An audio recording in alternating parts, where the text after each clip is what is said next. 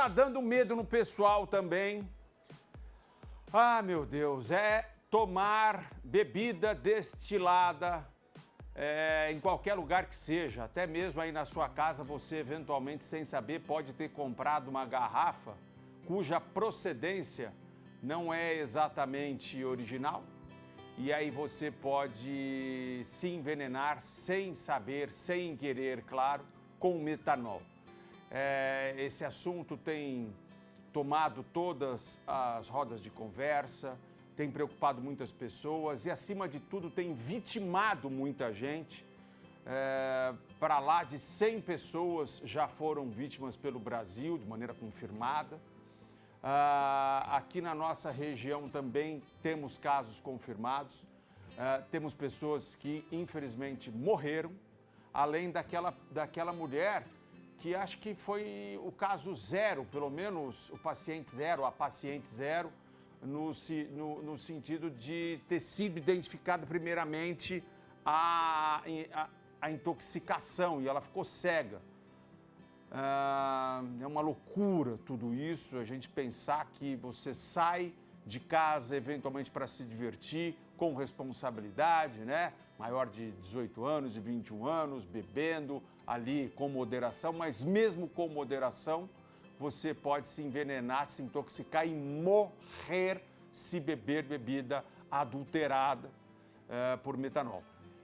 E todas as pessoas, todos os canais têm falado sobre isso, mas hoje a gente vai dar uma abordagem aqui, contando com a participação da doutora Nala Ibrahim. Nós vamos dar uma abordagem jurídica para essa questão. Doutora, me escuta? Boa tarde, tudo bem, doutora? Como vai? Boa tarde, Vinícius. Escuto sim, boa tarde. Doutora, é um prazer estar aqui com vocês hoje. Prazer tudo nosso. Doutora, a senhora fala do Rio de Janeiro, estou vendo aí, ou é só um quadro? É só um quadro só. Estou em São Paulo, infelizmente. Não, mas olha, eu fiz essa pergunta porque é um caso, é um problema que assola todo o país, né? É o território nacional que está passando por esse problema de bebidas adulteradas. E esse tipo de crime, doutora, ele deve ser imputado a quem? É o comércio que revende a bebida? É o fabricante? É uma falsificação, mas, enfim, de quem é a responsabilidade? Como é que faz?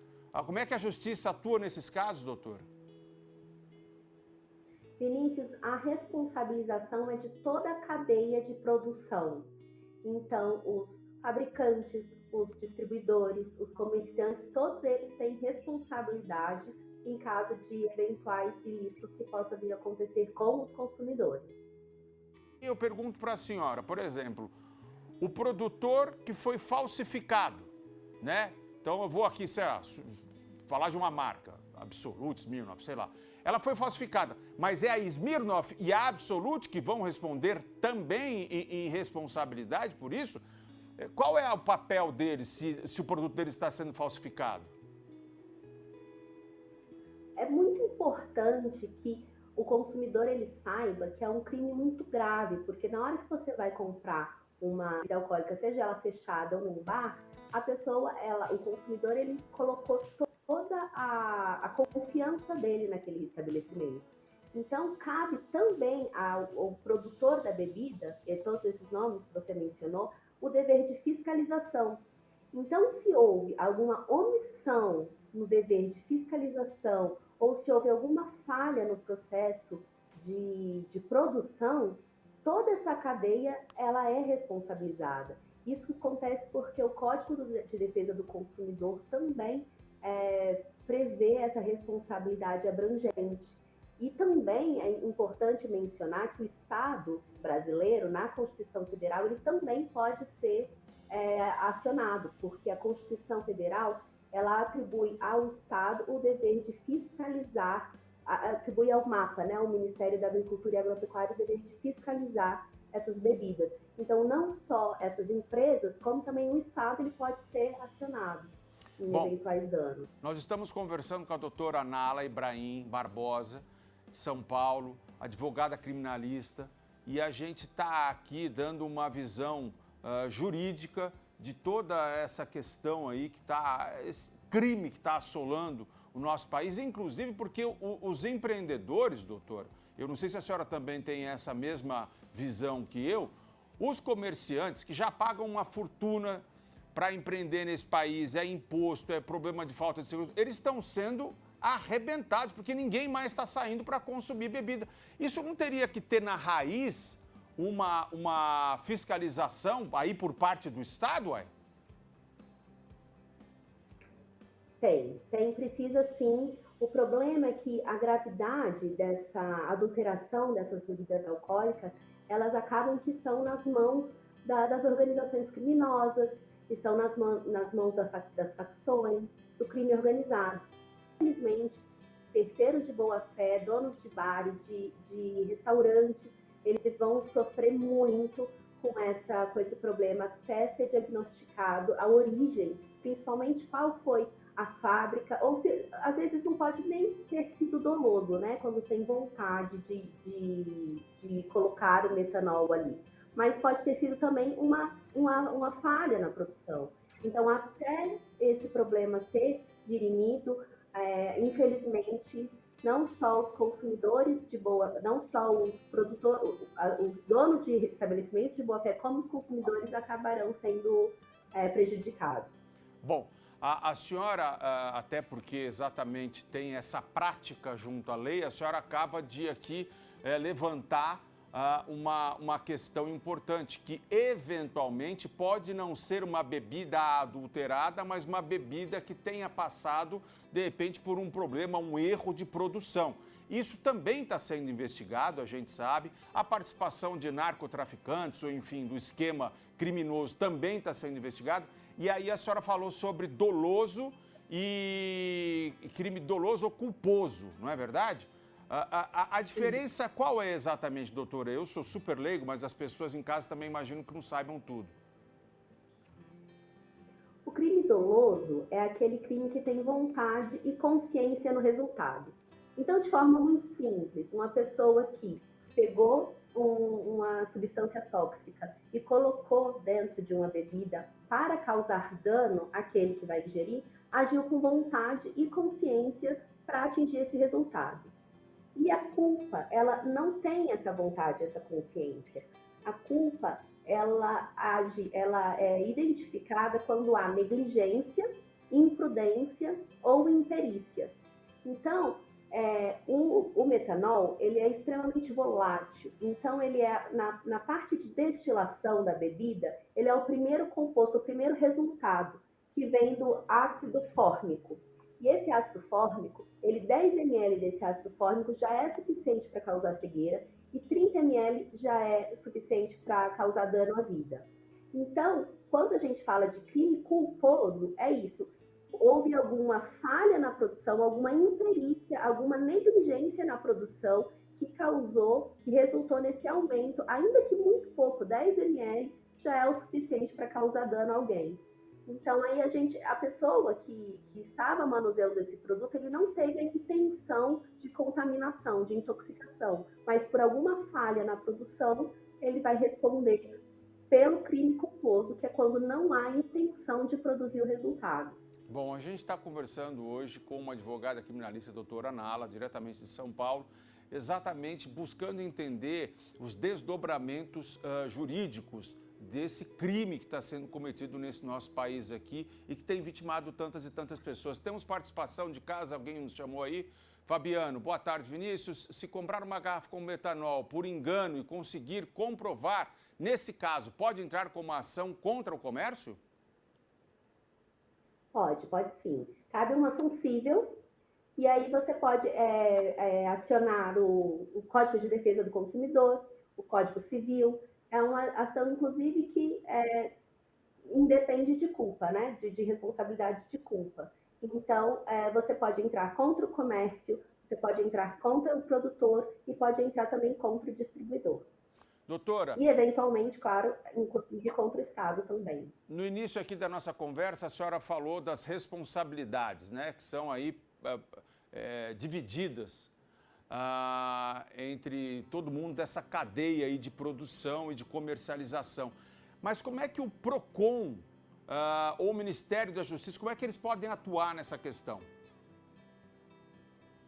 Eles já estão atuando, Vinícius, eles já estão atuando juntos. Essa investigação, ela está sendo conduzida pela Polícia Estadual, pela Polícia Militar e também pelo PROCON. Como o PROCON é o principal órgão público que defende os interesses do consumidor, essa responsabilidade também ela pode ser administrativa. Entrando no site do PROCON, fazendo os trâmites que já estão no site, você consegue fazer a denúncia e, eventualmente, pode até ser recebido, né, alguma multa do estabelecimento em relação a isso. E também cautelares para fechar o estabelecimento e, eventualmente, fazer alguma investigação mais profunda.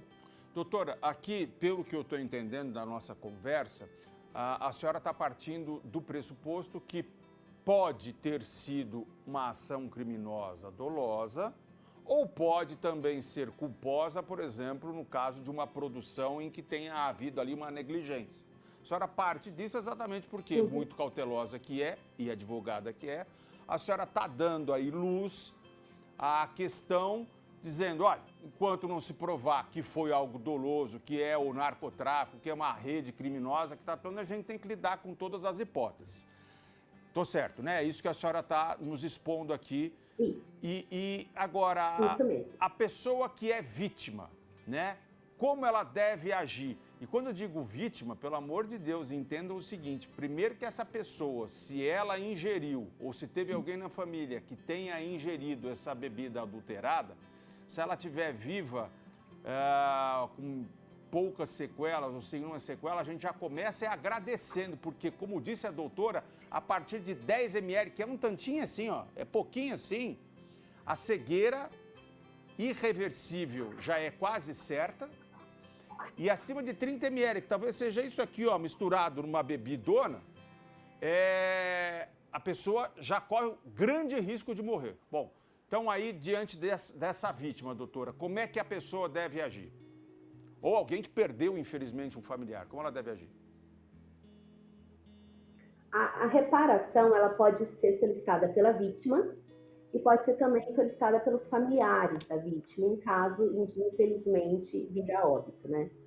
A vítima, se ela teve alguma coisa menos grave do que a morte, ela pode pedir reparação de danos morais e reparação de danos materiais.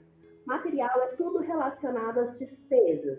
Então, despesas médicas, despesas hospitalares, medicamentos, tratamentos, inclusive até eventualmente transporte. Se a pessoa está no interior e o tratamento dela está na capital, por exemplo, e ela precisa desse deslocamento, desse valor, ela pode também solicitar como dano material.